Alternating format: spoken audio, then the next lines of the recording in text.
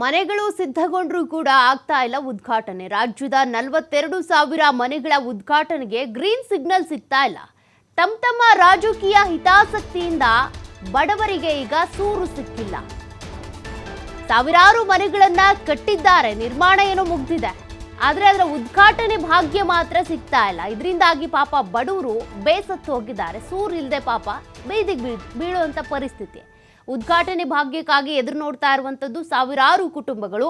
ಇದು ಗೊತ್ತಿದ್ರೂ ಕೂಡ ರಾಜಕಾರಣಿಗಳು ಅಥವಾ ಜನಪ್ರತಿನಿಧಿಗಳು, ಆಯಾ ಕ್ಷೇತ್ರದ ಶಾಸಕರು ಏನಿದ್ದಾರೆ ಆ ಮನೆಗಳನ್ನ ಬಡವರಿಗೆ ತಲುಪಿಸುವಂತ ಕೆಲಸವನ್ನ ಮಾಡ್ತಾ ಇಲ್ಲ. ಮನೆಗಳ ಉದ್ಘಾಟನೆ ಭಾಗ್ಯನೇ ಆಗ್ತಾ ಇಲ್ಲ. ಪ್ರಧಾನಮಂತ್ರಿ ಆವಾಸ್ ಯೋಜನೆಯಡಿ ನಿರ್ಮಿಸಿರುವಂತ ಮನೆಗಳಿವು 42,000 ಮನೆಗಳ ನಿರ್ಮಾಣ ಆಗಿದೆ, ಆದರೆ ಇನ್ನೂ ಕೂಡ ಉದ್ಘಾಟನೆ ಆಗ್ತಿಲ್ಲ. ವಸತಿ ಇಲಾಖೆ ಮತ್ತು ಸ್ಲಂ ಬೋರ್ಡ್ನಿಂದ ಮನೆಗಳನ್ನ ನಿರ್ಮಿಸಿದ್ದಾರೆ. ಮನೆಗಳು ಸಂಪೂರ್ಣವಾಗಿ ಸಿದ್ಧ ಆಗಿದ್ದಾವೆ. ಉದ್ಘಾಟನೆ ಮಾಡಿ ಆ ಬಡವರಿಗೆ ಆ ಮನೆಯನ್ನ ಒಪ್ಪಿಸಬೇಕಷ್ಟೇ. ಆದರೆ ಅದಕ್ಕೆ ಮಾತ್ರ ಹಿಂದೇಟು ಹಾಕ್ತಾ ಇದ್ದಾರೆ ಈ ಜನಪ್ರತಿನಿಧಿಗಳು. ಈಗಾಗಲೇ ಅರ್ಹ ಫಲಾನುಭವಿಗಳನ್ನ ಗುರುತಿಸಲಾಗಿದೆ, ಅವರಿಗೆ ಮನೆಗಳನ್ನ ಮಂಜೂರು ಮಾಡಲಾಗಿದೆ. ಆದರೆ ಉದ್ಘಾಟನೆ ಮಾಡಿ ಅವ್ರಿಗೆ ಹಸ್ತಾಂತರ ಮಾಡುವಂಥ ಕೆಲಸ ಮಾತ್ರ ಆಗ್ತಾ ಇಲ್ಲ. ಯಾಕೆ? ಯಾವುದೇ ಒಂದು ಬಿಲ್ಡಿಂಗ್ ಕಟ್ಟಿದ್ರು ಅಂತ ಅಂದರೆ, ಅಥವಾ ಯಾವುದಾದ್ರೂ ಒಂದು ಕಾಮಗಾರಿ ಆಯಿತು ಅಂದರೆ ಇದರಲ್ಲಿ ರಾಜಕಾರಣಿಗಳದ್ದು ಕ್ರೆಡಿಟ್ ವಾರ್ ಶುರುವಾಗುತ್ತೆ. ನಾವೇ ಮಾಡಿದ್ದು, ನಮ್ಮ ಅವಧಿಲೇ ಆಗಿದ್ದು, ನಾವೇ ಕಟ್ಸ್ಕೊಟ್ಟಿದ್ದು, ನಾವು ಕ್ರೆಡಿಟ್ ತೆಗೆದುಕೊಳ್ಬೇಕು ಅಂತ. ಹಲವಾರು ಬಾರಿ ನೀವು ಗಮನಿಸಿರ್ತೀರಾ, ಕೆಲವೊಂದು ಕಾಮಗಾರಿ ಅರ್ಧಂಬರ್ಧ ಆಗಿರುತ್ತೆ.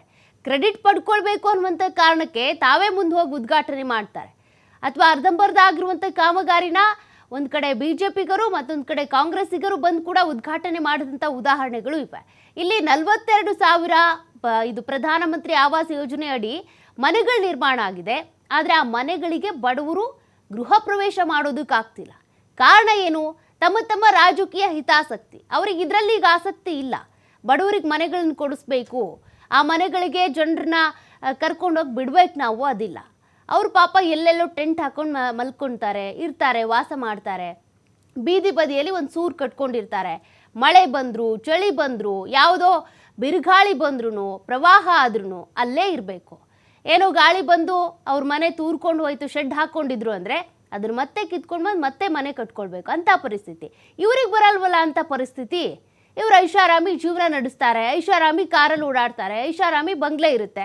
ಹಾಗಾಗಿ ಬಡವ್ರ ಬಗ್ಗೆ ಇವ್ರಿಗೆ ಕಾಳಜಿ ಇದ್ದಿದ್ರೆ ಇಷ್ಟರ ಒಳಗಡೆ 42,000 ಮನೆಗಳ ಉದ್ಘಾಟನೆ ಆದಷ್ಟು ಬೇಗ ಆಗ್ತಾ ಇತ್ತು. ಇಲ್ಲಿ ಹಿತಾಸಕ್ತಿ ಇಲ್ಲ ಇವ್ರಿಗೆ. 29ನೇ ತಾರೀಕಿಗೆ ಮಾನ್ಯ ಮುಖ್ಯಮಂತ್ರಿಗಳು ಡೇಟ್ ಕೊಟ್ಟಿದ್ದಾರೆ. 29ನೇ ತಾರೀಕಿಗೆ ನವೆಂಬರ್ 29ನೇ ತಾರೀಕಿಗೆ ಕಾರ್ಯಕ್ರಮ ಮಾಡ್ಕೊಂಡಿದ್ದ ತೀರ್ಮಾನವನ್ನು ಮಾಡಿದ್ದೀವಿ. ಈಗ ಜಾಗ ಎಲ್ಲ ನೋಡ್ಕೊಂಡು ಬಂದೆ. ಈಗ ಎಲ್ಲ ಸ್ಪಾಟ್ಗೆ ಹೋಗಿದ್ದೆ ನಾನು. ಕನಿಷ್ಠ ಅಲ್ಲೆಲ್ಲ 17ರಿಂದ 18 ಎಕರೆ ಜಾಗ ಸಿಗ್ತದೆ ಅಲ್ಲಿ. ಅಂದರೆ 1.5 ಲಕ್ಷದಿಂದ 2 ಲಕ್ಷ ಚೇರ್ ಆಗ್ಬೋದು. 29ನೇ ತಾರೀಕಿಗೆ ಕಾರ್ಯಕ್ರಮ ಮಾಡಿ 42,346 ಮನೆಗಳು ಬಡವರಿಗೆ ಹಾಕ್ತಾಯಿದ್ವಿ. ಹೋದ ವರ್ಷದಲ್ಲಿ 36,789 ಮನೆಗಳು ಕೊಟ್ಟಿದ್ವಿ. ಈಗ 42,000 ಸ್ವಲ್ಪ ತಡ ಆಗೈತಿ. ನವಂಬರ್ನಲ್ಲಿ ವಿತೌಟ್ ಫೇಲು ಈಗಾಗಲೇ ನಾವು ಡೇಟು ಆಲ್ಮೋಸ್ಟ್ ನಾನೀಗ ಅವರೇ ಬಂದು ಒಂದು ಪ್ರೆಸ್ ಮೀಟ್ ಮಾಡ್ತಾರೆ. ನೋಡ್ರಿ, ಕೆಲವು ಇನ್ನೂ ಕೇಳೋಕೆ ಅಲ್ಲಿ ಕೆಲವು ಕಡೆ ಫಿನಿಶ್ ಕೆಲವು ಹಂತದಲ್ಲಿದೆ, ಬೇರೆ ಬೇರೆ ರಾಜ್ಯದಲ್ಲಿ, ಬೇರೆ ಬೇರೆ ಜಿಲ್ಲೆಯಲ್ಲಿ. ಅವನ್ನೆಲ್ಲ ಕೂಡ ಒಂದೇ ಟೈಮು ಸೇರಿಸ್ಕೊಂಡು ಕಂಪ್ಲೀಟ್ ಮಾಡಿಕೊಂಡೇ ಮಾಡ್ತಾಯಿದ್ದೀವಿ. ಎಲ್ಲ ಜಿಲ್ಲೆಯಲ್ಲಿ ಸುಮಾರು 42,000 ಮನೆಗಳು ಕಂಪ್ಲೀಟ್ ಆಗಬೇಕಲ್ಲ. ನಮಗೆಲ್ಲನೂ ಒಂದೂ ಏನೂ ಇರಬಾರ್ದು. 42,000 ಮನೆಗಳನ್ನು ಇನಾಗ್ರೇಷನ್ ಮಾಡ್ತಾಯಿದ್ವಿ. ಸ್ವಲ್ಪ ಅದಕ್ಕೆ CM ಅವ್ರು ಎಲ್ಲ ಕಡೆ ಟೈಮ್ ಕೊಡ್ತಾರೆ, ಬಡವರ ಮನೆ ಕೊಡಲಿಕ್ಕೆ ಯಾಕೆ ಟೈಮ್? CM ಅವ್ರೇನು ಟೈಮ್ ಕೊಡೋಕೆ ರೆಡಿ ಇದ್ದಾರೆ, ಅವ್ರೇನು ತೊಂದರೆ ಇಲ್ಲ. ಹಿಂದೆನೂ ಕೂಡ ಕೊಟ್ಟಿದ್ರು. ಕಾರಣಾಂತರಗಳಿಂದ ಮತ್ತು ಮಳೆ ಅದು ನಾವು ಇದು ಮಾಡಿದ್ದೀವಿ, ಪೋಸ್ಟ್ಪೋನ್ ಆದರೂ ಕೆಲವು ಮನೆಗಳೆಲ್ಲ ಇನ್ನೂ ಕೆಲವು ಕಡೆ ನಾವೆಲ್ಲ ರಿವ್ಯೂ ಮಾಡಿದಾಗ ಕೆಲವು ಮನೆಗಳು ನಮ್ಗೆ ಸ್ವಲ್ಪ ಟೈಮ್ ಕೊಡಿ, ಇನ್ನೂ ಆ ಮನೆಗಳೆಲ್ಲ ಸ್ವಲ್ಪ ಫಿನಿಶಿಂಗ್ ಇದೆ ಅಂತ ಹೇಳಿದರು. ಈಗ ಆ ಮನೆಗಳು ಕೂಡ ಕಂಪ್ಲೀಟ್ ಆಗಿದೆ. ಇವಾಗಲೇ